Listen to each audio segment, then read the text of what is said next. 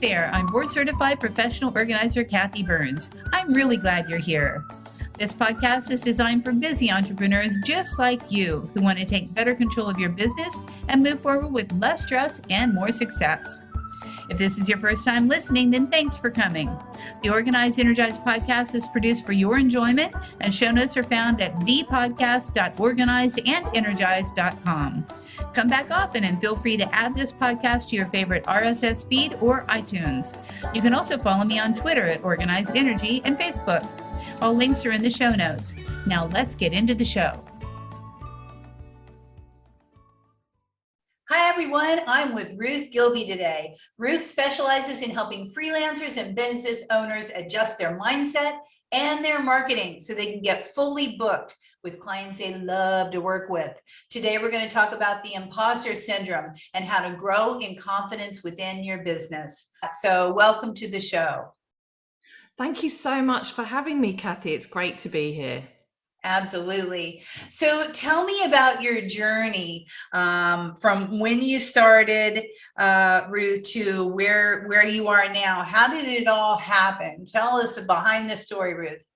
Okay, I'll give you a potted history, Kathi, so it's not like just about that for your listeners. Well, I went freelance, I guess, in 2011. After working in like business operations, I was a bit of a high flyer, high achiever, gave it all up to have twins. And then I thought, I can't go back into the corporate world after this. So had my boys, took some extended maternity leave and started thinking, what can I do?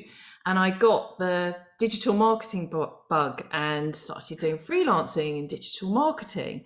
And that's what I did sort of happily for quite a few years. But I was really that feast and famine freelancer, just saying yes to everything. Even though I was a marketer, I had no website, no online presence, no strategy, nothing for lead generation. I was just like kind of word of mouth referrals and wondering why these contracts weren't 100% lighting me up. And then I just got this kind of light bulb moment. I started to have this light bulb moment that I am not doing my best work for my own business. I'm doing it for all my clients. But when I had that light bulb moment, another thing kind of came along where I was diagnosed with breast cancer in 2017. So 5 years ago, diagnosed with breast cancer. I felt like I was just at this point, or maybe I was kidding myself. I was at this point where I was about to make a shift, and along came breast cancer. And I thought, oh my goodness, that's it. You know, I'm never going to have the business I want. This curveball's been thrown at me. There's no way I can juggle a business. So I really slowed down everything. My clients were wonderful. And I started to kind of like outsource things to people and stepped away so I could have my treatment. And I just got so much clarity from slowing down and thinking. It was just like the reverse happened. I started to go, hang on, you've been so busy in your business, just in it, trying to wear all the hats, trying to do everything. And, you know, I was pretty burnt out that I hadn't stepped away. And I never outsourced anything before that. And it was actually after having breast cancer that I was like, okay, I've seen that there's another way. You know, I can have a successful business. I don't have to do it all myself. So I said, come on, Ruth, you know, you've got a chance here. Start playing bigger in business, start taking yourself seriously and start doing your best work for your own business, because I was making a lot of other people successful and rich. And I just thought I was the person that, for a long time, I thought I was the person that was supposed to do that for people. I didn't think it was possible for me. Right. And I thought, you know, come on, you can do this. And I haven't really looked back since. I didn't go back to that old way of working. I changed my business completely. I think it's so funny, you know, there's a couple things that you said, like number one, I think nature throws us a punch we need it. And you were on the wheel, right? You were on the wheel, like doing everything for everybody. And then nature's like, wait a minute, stop, slam on the brakes. It's time for you to do something for yourself. And, even though a cancer, diagnosis is really scary, it really helps you evaluate, doesn't it? Like where you are and what you can get rid of, what you can outsource, like you said. So I think that happens quite a lot. And that was really probably a God gift in a way for you, that you were able to take a step back and have the time to heal and have the time to help yourself get that clarity and have your time to help yourself become the successful marketer that you let everybody else become, right? Or that you helped everybody else. Absolutely. It was, it was really interesting. And I if anyone listening to this, if you can have that wake up call without something like that happening to you, that's what I would say to you. If there's been a niggling feeling, a niggling voice saying, this isn't really what I really want to do. This isn't lighting me up. If you're feeling like that, listen to that voice. You can do it without. I work less than I did before now, and I do what I love doing. I'm much more successful than I was before. The income's better, and and I'm making more impact and working with the people that I really want to help. I absolutely love that story. I think it does take pivotal moments for us to have that wake up call. And if we can wish all of you out there listening that you don't have something so dramatic and drastic happen in your life, but take a step back. If you're feeling overwhelmed and overworked and underpaid, take a step back and see if you're in your business as opposed to on your business, right? If you're working on it as opposed to being meddling up in the in it part of it. So, so you stepped back, you made some systems, you outsourced, and then let's talk about one of your clients. Tell me a client story of who you were able to help better and more efficiently after the shift happened. After the shift happened, I really got this, who I worked with changed. I actually did a coaching diploma after I'd finished my cancer treatment. I was like, this is what I want to do. And I did the coaching diploma. And then I just had this real, it was a calling that I wanted to work with other women, that I had felt for such a long time that I hadn't been tapping into that, my own purpose and potential, that I really wanted to help women do that. Mm-hmm. And what I was finding was that if I was starting to work with women on their strategy or their marketing, because that was my background was business, business coaching and marketing. When I started to work with them on those things, I realized that I couldn't serve them properly without understanding coaching as well, because it was the blocks. They didn't need to learn another strategy. They needed to believe in themselves. Yeah, exactly. They needed to work through the steps like I had. I needed to hold space for them. I needed to ask them the right questions. So I was like, okay, I don't need to learn every strategy. I need to meet them where they are, and I need to help them. So that's why I did the coaching diploma. And yeah, absolutely. Yeah. And then you talk a lot about imposter syndrome and, getting over that imposter syndrome. And what can you talk about that? I mean, we all have different ideas of what that means, but how do you help your clients overcome that aspect? Because we all go through it. I think every single one of us has imposter syndrome at some time during our career as entrepreneurs, always. Apparently 85% of people suffer from imposter syndrome. Yeah. And, some of the top, Meryl Streep's talked about having imposter syndrome, lots of big female celebrities. So what I want to say is, what's really interesting is I think that if we can reframe it somehow, for a long time, I didn't ever suffer from imposter syndrome, and I was quite smug. Oh, I'm not suffering from imposter syndrome, but that's because I was in the comfort zone. And there's a quote, I don't know if you've heard this quote, that says, if you're not feeling imposter syndrome, you're in the wrong room. So I think that's a really good reframe, that number one, it's human, it's natural. It's actually a sign, it's a clue. Be curious about it. What's going on? What is it showing you? And you won't stay in that feeling of imposter syndrome forever. The reason why you're feeling imposter syndrome is because something is new and you're not doing it on autopilot. It's not comfortable. It's not And it won't always feel like that. The more you do it, it won't feel so difficult and so hard. I love that. I love that. That gives us all permission to feel that way from time to time. And yeah, that's huge. If you're not feeling it, you're not growing, right? Yeah, absolutely. And be compassionate with yourself. Like be compassionate when it don't add to it by going, why am I feeling like this? Try and, I know it's really easy to say that as a coach, could just sit here and say these things because I've done the training and I've been coached. It's so easy for me to see that, but your thoughts do not define you. If you can find some sort of separation from them, and that's why journaling is so powerful and coaching is so powerful as well, to actually step back and write down, why am I feeling this? What is it showing me? What is it telling me? What's going on here? Yeah, I really like I always think all the time about the objective observer. And if you can be the objective observer and watch, as coaches, we do that. We can do that in a heartbeat. I think that why journaling really works is because if you journal in a way that you are observing your life, you're like, oh, wasn't that interesting? And isn't that interesting the way I thought about this? And I thought about it this way. And then you read back and then you are the observer and you have much more objectivity on where you're really at than just being in your head, playing that little loop all the time. Absolutely. Yeah. Absolutely. Yeah.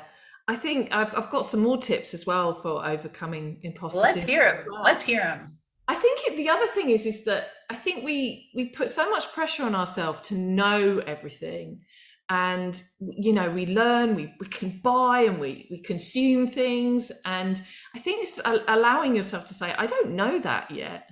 I know this is what I know well, and I don't know that yet. It's okay to say that, to kind of like take the pressure off and say that you don't know it all. Mm-hmm. I think that's really powerful. Again, it's like letting go of the pressure on yourself. I remember I used to feel like I had to know everything. Like, why? Why do I have to know everything? Yeah. It's not even realistic anyhow. No. We put that whole big burden on our shoulder. We've got to know it all, right? I think a lot of women do that though, don't they? They put this pressure on themselves to be, I can't do that until I've done X. Or I couldn't possibly talk about that, when everybody has, life experiences and something to share and tell. Yeah, it reminds me of something someone told me a long time ago, that, you are an expert in a lot of things. Being an expert means you know a little bit more about that subject than the person standing next to you. So therefore, everyone is an expert in something and multiple things. We're all experts in multiple things. And to feel that we're not, because, oh, well, someone else knows so much more about it, doesn't matter. You look at the person beside you that you would be helping, and if you know how to give them that step up, then you are an expert for what you're talking to them about. It's really interesting that you brought that up, because I think that was one of the key things when I launched my business that helped me get out of my own head. Because of course there are loads of business coaches out there, loads of life coaches out there. Why would someone want to work with me? I could get stuck in this loop and tell myself that. And it was the big thing that I focused on was, it's not about me, it's who I can help. And I really focused in on that, rather than thinking about how am I going to look when I post this on Instagram, or when I do this live, or I do this thing. It was like, how is this useful to the person, my ideal client? I think we all do this. When we first launch a business, or even now, we think about our friends are thinking, our family are thinking, our peers are thinking. If we can try and go, they're not our ideal clients, and just home in on, who you're trying to help and serve, that really helps. That helps a lot to definitely drill down into the client that you want to help. Who do you resonate with? And I think when we talk about marketing all the time, I was like, okay, you're your own avatar. Like, I've always thought that I am my avatar. The people who I can help are people that are like me, because we're going to resonate, right? And, you don't want to have a market that's completely not even someone who you are, because how are you going to have the proper discourse or know how they're going to phrase things or think about things in the same way? So, that's a takeaway I took away a long time ago. Okay, so you said you have another tip for this, overcoming the imposter syndrome? Yeah, so number one was know it's natural. Number two was be honest with your, about what you do and don't know. Number three was focus on who you can help. And the fourth one, the final one that I've got for you is the big one of the big, I say this about everything, one of the biggest learnings, but I remember hearing this, let go of the outcome. I mean, that's such a powerful Ooh. thing to think. Ooh. Yeah, it's great. If you can let go of the outcome, if you can say, oh, well, what did I take from that? I mean, we're all, when in my, with my clients who I'm working with, we do goal setting. We talk about goal setting, but I say it's about, the journey. Sometimes you're by striving for something, you get the data, you get the information. Even if you didn't hit the goal, it isn't just about that. So if you can let go of the outcome and actually go, I'm striving for that, and then I've got more information at the end of it, that's really powerful. Take Let that go of the pressure outcome. off. Yeah, let go of the outcome. I like that. And it's more about being present too. So being like in it the day as deep as you can go that day towards where you're heading, and you're being there then, as opposed to looking at, oh, what's it going to look like at the end, So I think by future casting, you can't really be your best self anyhow, because you're always like in your head 5 steps forward, as opposed to being very present with who it is you're working with or what it is you're working on. That's fantastic advice. Yeah, I think we're going to try to put those 4 little tips underneath the podcast. We'll see if that happens. Listen, that girls. Okay.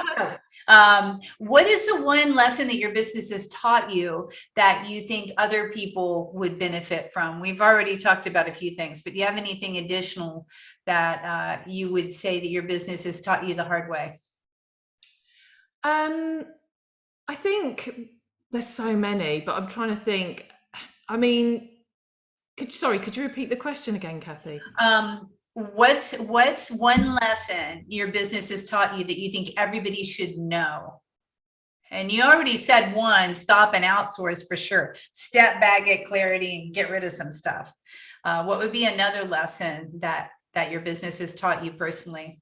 I think it follows on from outsourcing, really, that when you do make that jump to outsourcing and working with other people, I mean, it's great because a lot of people, I've got a team of contractors that I work, and they really, the a sort of benefit of working with them was they held me, they keep you accountable, because we've all got our part to play, haven't we, in our businesses. We record our podcast, they go to someone else, someone does that thing for you, distributes it, etc. So the accountability from your team is amazing. But I think the other thing is that when you take on contractors, don't create a role for yourself where you become the delegator, because that just fills your time. So if you get that right hand to help you, stay organized and help you organize your contractors as well, like that online business manager, that integrator, they are a key hire in your business and a key way to really keeping your business organized. Otherwise you create a job just delegating. I think you could just do that, couldn't you? Right. It so easily could happen. And have those systems and processes as well. Yeah, the systems and processes, and I totally agree. And that's something that I think a lot of people don't understand, Ruth, and that's smart for you to bring up, is that you don't want to be the delegator. You want to empower the people to support you.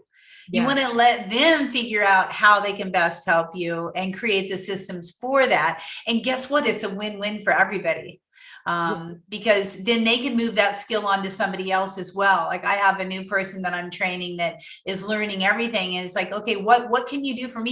You show me what you think you want to do and what you can do, and let's make it happen. Right. It's so much more empowering to think about your subcontractors and your contractors that way. I think it's very beneficial for all parties concerned. Definitely. I think it's so true, Kathi, and it's also about finding the right fit. I think you need, if you are a lean, small, it's still a very lean, small team, and I need people to be self-starters. I need them to take ownership. I need them to know, we have a kind of routine. The other thing is I try and life-proof my business as well. Pandemic, homeschooling, if that's taught us anything, I'm always like a little bit ahead, batching, being ahead. My son got COVID, a few weeks ago. Oh, And I luckily, I could flex some things in my business because I'd made room for it. So make room for life. yeah, make room for life, and yeah, don't pack it in. Okay, so let's talk about an organizing hack. What hack do you use to stay organized? Do you have a favorite tool or anything that you use organizationally wise? It's ClickUp is actually one that I use. Do you use that? No, I don't use ClickUp. Let's talk about it. Yeah, so I tried a lot of different ones. I tried Trello, and they're all great. And I mean, they're only a tool. You have to use the tool. But there's something about it. My online business manager says it's like Asana and Trello had a baby. That's what ClickUp is. But I like it because you can use it like Trello. You can use it like Asana. I use it as my CRM as well. It's got we use Zapier and link things to it, and it creates things in there. I mean, it's huge what it can do for your business, and it's ridiculous. It starts, you can start using it for free, which is amazing. Yeah. But what I like about it is it's you can chat to each other within it, so it's good for that. It's good for attaching tasks, and man, it's just really good for contractors, remote teams. It's brilliant. Yeah, that's really good. Yeah, there's so many tools out there. I personally do love Trello, and I've, work with workflow. Yeah, I've dabbled with ClickUp. There's so many things out there. See, the idea is what I would tell anybody listening is dabble in all of them. Almost all of them have free trials, and see which one resonates with you. Because some people are very visual. Some people like minute lists that they can expand and not expand, and workflowy. So it's all different, but yeah, do the free trials. And yeah, I know I heard that about Asana, that it's if they had a baby, it's ClickUp. I think that's hilarious. But that's a good tip. Yeah, the best tool is the one you use, Yeah, isn't it? it's the Absolutely. one that works. That's like your second arm. If you're in there and you're feeling like, oh my gosh, I totally get this one, that's the one you should use. No matter what anybody else says, anybody else is going to say, no, I use Asana. No, I use workflow. Whatever. It doesn't matter. Just use the one that you can actually use and like to use, because it ends up being a huge, huge part of your company once you get the system going. It does. And I think don't spend your time just changing tools as well, because you're just always going to be in that setup phase. Get using it, move on, get Yeah. going. For sure. Okay, so I know you have a valuable free resource that you're going to offer the listeners here. Let's talk about that a little bit. What do you have? So it's really popular. I mean, I've created a lot of downloads and freebies for people before, but the one that's really flying at the moment is called the Secret Base Rate Calculator, and it's like a money mindset tool. It's boosting you to charge your worth, charge the right amount of money, but it also arms you with the information. It's like you fill it out, put your information in, and you actually design the rate that you want, and how much you want to work as well. It incorporates all that. So it's called the Secret Base Rate Calculator. And Love that. yeah. Yeah. So they download it, and then they just put in their dreams and aspirations and the numbers that they want to reach, and it helps them figure all that out. Yeah, and I think I think it sums me up. I'm like a combination of like mindset, practicality as well. So it's got all of it for you. It helps you, because I'm all about you being really in alignment with what you charge. And I really believe that you shouldn't ask other people what you should charge. You should be the one that's equipped. You should look at the benchmarks and everything, but it's all about you believing in the rate that you want to put out there. Because I could go off on about this, but I just think we could adopt other people's beliefs about what we should charge, if this is about arming you so you're confident. If it doesn't resonate with you, no matter what number you're saying, it's not going to work.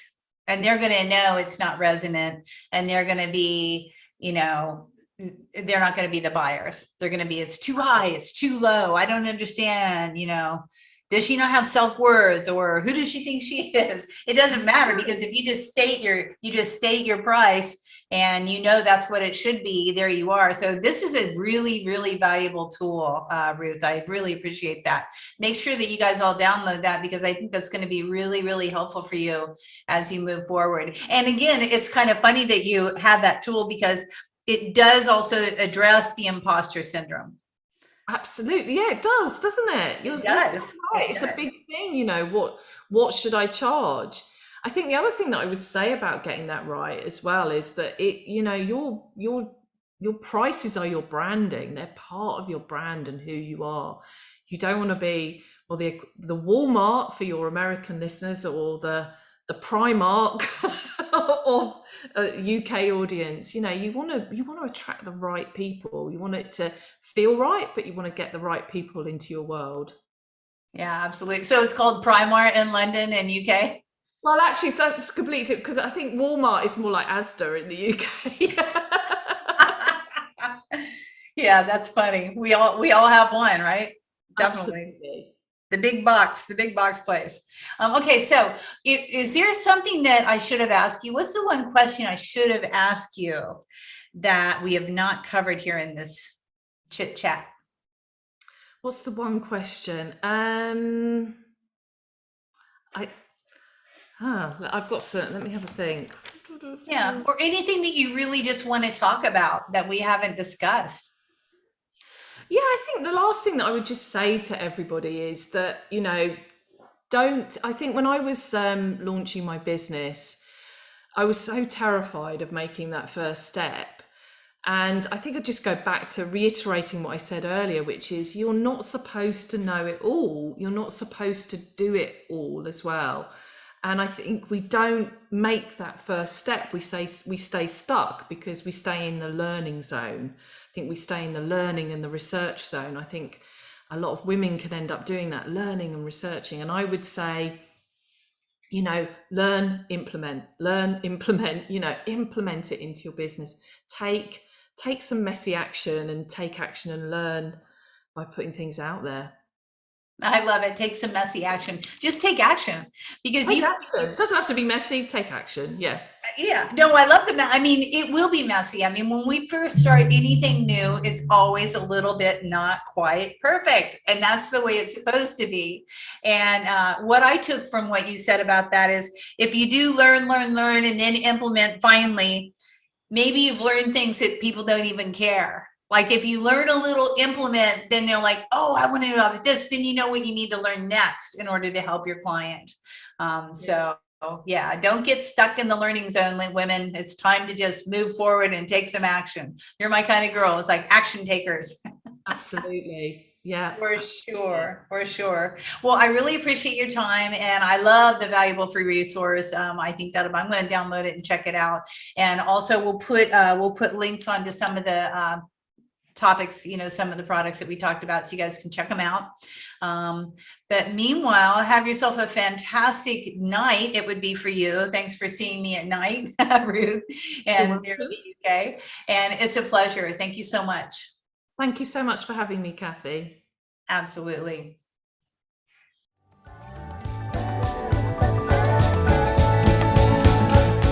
Hey, thanks for listening to this podcast. I hope you enjoyed this episode, and if you want to hear more, feel free to subscribe on the platform of your choice. Also, if you feel so inclined, I would truly appreciate a good rating from you to me. Have a stellar day.